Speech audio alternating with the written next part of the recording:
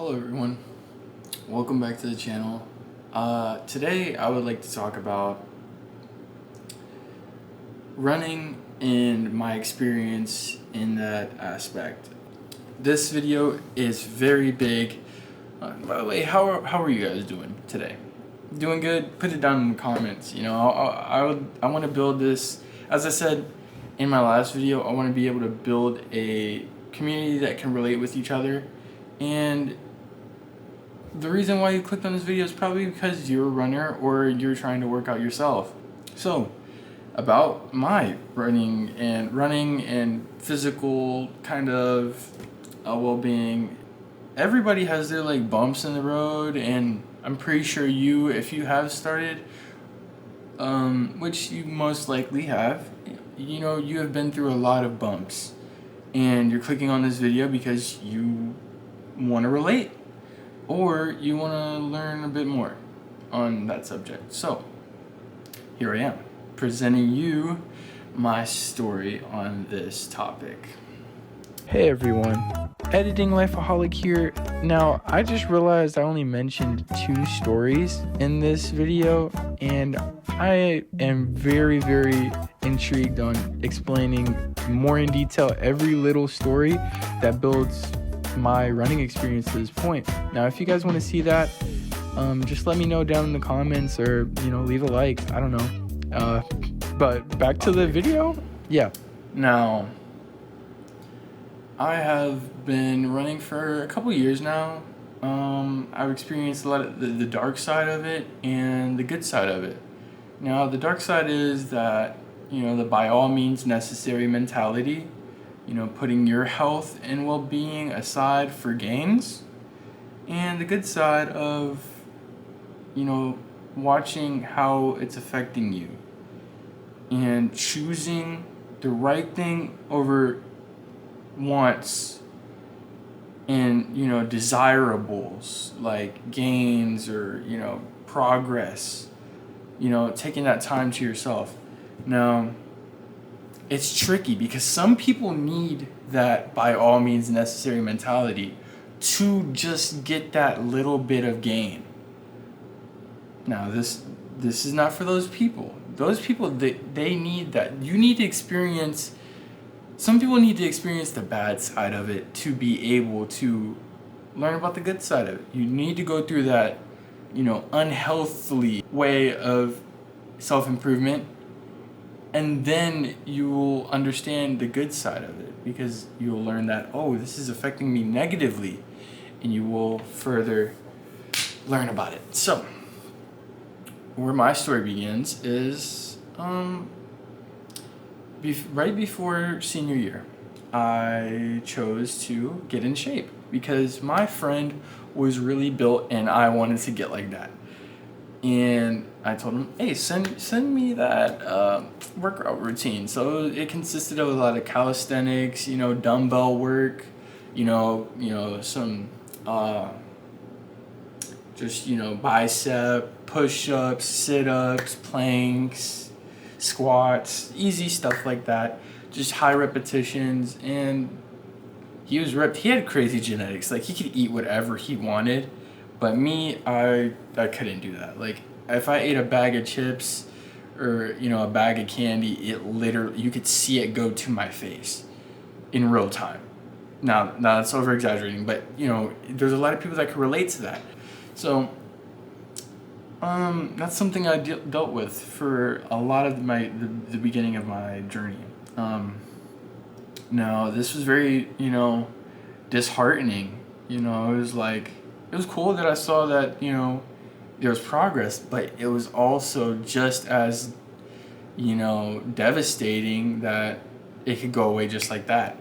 Now, don't get discouraged if you are one of those people that just see every little progress go to nothing.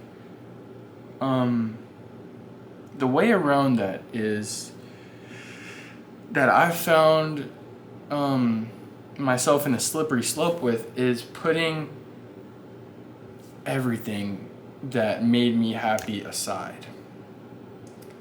I was like just ignoring my bodily cues, starving, like going days without food.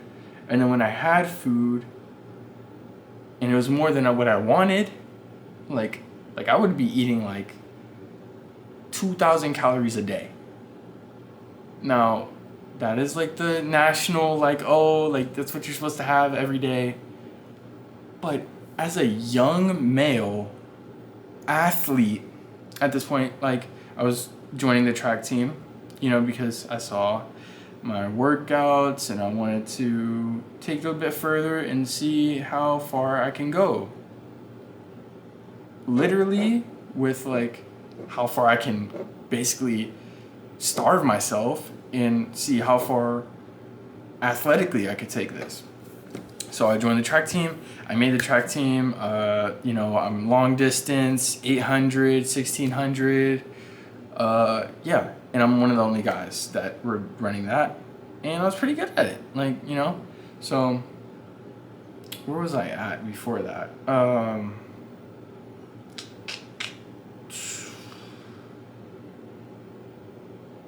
Oh my gosh, I lost my train of thought. But so I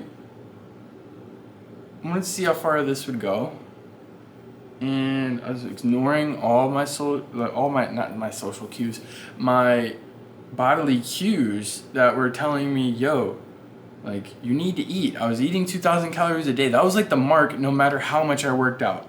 I can't eat over that, and if I can eat under that, I will. That's not the way to think. That's literally killing yourself, killing your muscles and not having them replenish. You're dying. You're literally dying.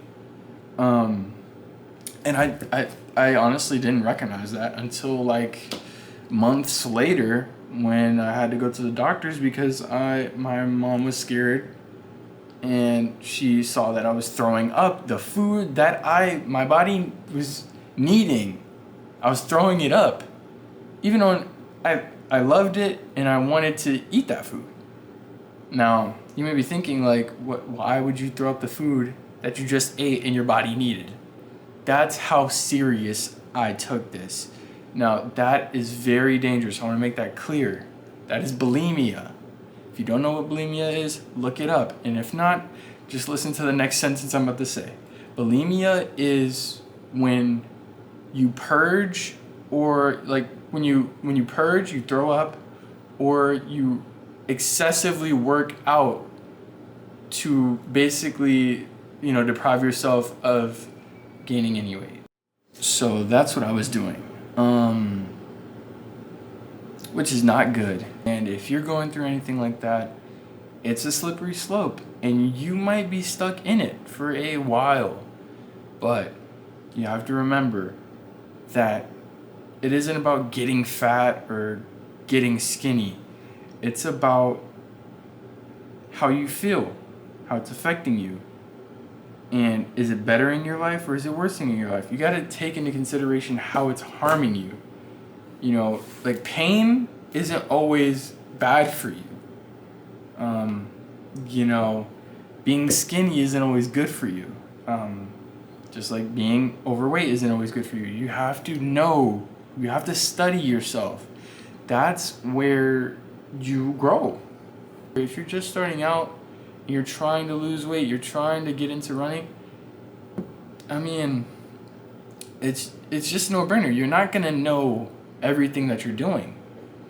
So that's why you practice it. That's why you really, really mess up. That's why I don't discredit, that's why I don't put myself down for going through these things. Like when, I had to sit through a, consultation with my nutritionist, with my mom, and my mom was like, yo, this kid's throwing up his food. Like literally putting his fingers in his mouth and throwing it up because he didn't want to gain weight. And I had to sit through that and really dang, is that really what I'm doing? So I'm joining the track team. I'm sitting at the cafeteria where everybody's gathering to sign what's their specific, things. And I saw that they didn't have hurdles. Now, if you watched my last video, I was pretty good at hurdles my sophomore year at my private school. I'm in this public school and they don't even have hurdles. Okay, that's how which, they just focus on sprinters and then you're the people that aren't fast. That's pretty much, and then the people that are really big and really strong that throw. That's it. No high jump, no vault, no nothing. All right, so I sign up for the 300 hurdles and I see that there's no hurdles. Okay, they pretty much just throw me into like distance, and I'm like, okay, well, all right, I want to be in shape anyways. I want to run a lot, and I'm just like, man, I gotta give this my all. I'm hype. I'm like, yo, I'm about to be the best distance runner they ever saw. So I'm listening to everything they're saying. They're saying 3 miles a day, all this types of stuff. I'm doubling this stuff. I'm going home. Before I show up, I'm running 3 miles at my career tech school, because we were in like fitness, health, wellness. So we literally had a gym right next to where we were learning, and every day we had like a little break time, and I would go run. So I'm running before practice. After practice, when I was at work, there's a treadmill near the office. I'm a janitor still, but I was a janitor around this time, and I cleaned dorms, and now I live in dorms, so I clean dorms still. So there's a treadmill everywhere where I went, which is crazy. Which I am blessed to be in that position where I could just really work on myself at all these times. But I'm pretty much doubling, tripling the work that they're telling me, because that's what it takes to gain a life's worth of being behind. That's just how it is. If you're behind and you're a late bloomer, you are literally inclined to, you gotta give everything, and pray that these people that are ahead of you aren't giving their everything as well. So the normal people's worth was running 3 miles a day at practice, going home, eating McDonald's, eating Chipotle. Meanwhile, I was still trying to lose weight. I would go home, eat a Nutri-Grain bar, and like after like 3 runs, probably like somewhere around 9 miles a day, maybe. Yeah, and I would have these setbacks that I thought were setbacks, but it was just my body craving food because I was so strict on myself, dumbly strict. Like, this is not even, like, you could have a 2-day fast and then like, okay, you got to get back to the normal, food. Bro, this was the goal every day, to like eat lunch food or school food and then have like a Nutri-Grain bar at home. I can't eat what my family's eating because they're eating fast food. I can't eat it. That's just was the mentality, and some people need that mentality, but like that mentality isn't horrible, but you got to take it with a grain of salt. Like, you eventually have to get to where I'm at right now, where you got to learn that some things are bad for you. But at first, it's great that you have the passion to lose that and that hunger to like just whatever it takes. Yes, because that got me very far. But once you hit that wall of ignorance and not knowing what you're doing, that's where it starts to take you just as high as it took you. It'll take you right all the way back down. So I would really have the Nutri-Grain bars, like 32 packs from like Sam's Club, and sometimes when my body craved it just enough, I would eat the whole 32 and then like throw it up. It got that bad, Eventually my mom caught on to it. I love my mom. I'm glad that she was a very aware person in my life. So was my dad. So I'm just grateful for the people that's around me. But, also I'm grateful that people clicked on this video to learn about this, because I see it a lot that people don't know what they're doing. And they're just living life however they want to do it. And not getting the full production out of themselves. Because I started this real like grit of track my senior year. Take that into consideration. It took 3 years of high school to finally want to be, if that makes sense. Like, I didn't have the passion to do anything all these 3 years. I was just living life. I was just like, oh, I'll grow up someday. But the time is now. Like, you have to do something or you're going to be a nobody forever. So that's where I was. And I'm like, dude, I gotta really grit out this, and I'm not gonna take a day off. I'm not gonna take a moment off while battling my own battle. So we got that situated.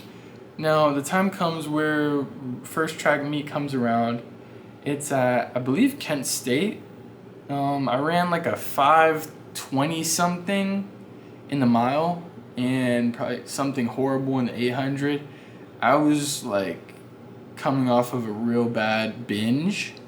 If you don't know what a binge is when you like eat a whole bunch of food, which my body needed, but I saw it as bad. I ate too much food that day, so now we gotta dial it back hard, which was horrible. It was horrible. My body needed that. It got that, and I was thinking, oh, that's too much. Like, we're way over our 2,000 calorie limit. It's like 12,000 calories. I gotta starve for the next 3 days. It was just a slippery slope. So I was coming off of that. I'm like, you could visually see like the stomach as I was running with the food in my stomach. Still got a 5:22 though, so that wasn't a horrible mile. I don't know. At some point, it was like there's a real big track meet that they did every year for indoor. And it was called like the O State meet. Hey everybody, Editor Lifeaholic here, and I just wanted to put in this old video from my old YouTube channel when I ran this track meet, and it's pretty funny. It has some pretty good jokes from the guy that's recording, so just enjoy.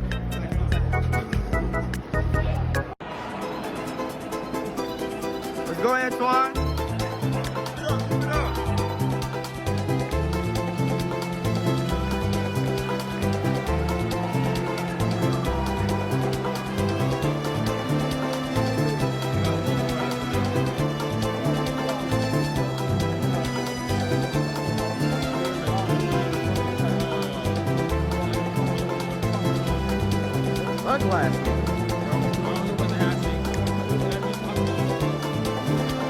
Sunglasses.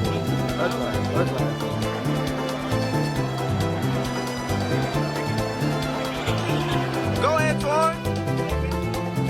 Breathe in and out.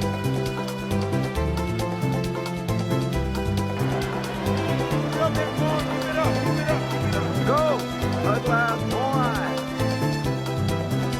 Sunglasses on. Yeah. Let's go. It was like a really big thing to make it on that list because they only took like about like 6 people, and pretty much all you asked was you give your all in every single track practice, and I was already doing that every day. I want to thank one of the specific distance coach to be like, because she was really very. She was a strong believer in what I can do, so she was like, oh man, that was a really solid run. Every time like I'd be giving like my all at practice, so that was pretty cool. The O State meet came up. We pretty much drove the day before through Columbus, Ohio, and made it to the Ohio State University. Now the meet was crazy. Like, we were literally in high school, and we got to live in like these hotels for one track meet. It was a school week too. Like, it was, I think, a Thursday or something, and we got to stay in the hotels. Literally, I mean, it's a public school, so these kids like didn't know how to act at all. Like we were calling each other on like the hotel phones. I'm pretty sure it was like a Holiday Inn, I think. Yeah, I'll throw like the video of that in there because I recorded that on my old channel, the whole thing. It was pretty cool. So I'm gonna throw like a big clip of that in there, probably, hopefully, if I can find a really good editor. So, but yeah, I think I did. I don't know. I might have put my numbers in the video.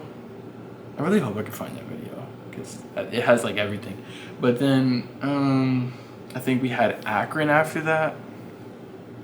I had like messed up my leg pretty bad, and I told my distance coach, she was like, just try it, which is crazy. Like I'm literally telling you I'm injured, and you know, she was just like, just try it out. Like you just gotta give your all. You just gotta go out there and injure yourself even more. Which that just built like unbreakable, just get through it type mentality. So my point is just try. Just try. All right? Taking care of yourself is very important. And it's not always gonna